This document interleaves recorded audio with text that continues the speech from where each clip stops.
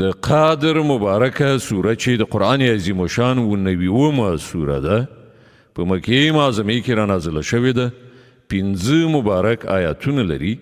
پښتو ترجمه یې له لومړي آیت څخه اورئ د الله په نوم چې ډېر زیات مهربان پوره رحم لرونکی دی موږ دا قرآن د قدر په شپه کې نازل کړی دی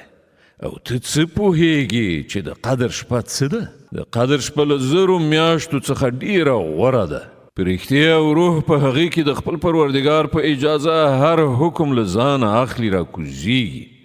هغه شپه له سره تر پایه سلامتیا ده تر سهار ختلو پورې الله ستر رښتیا ویونکی دی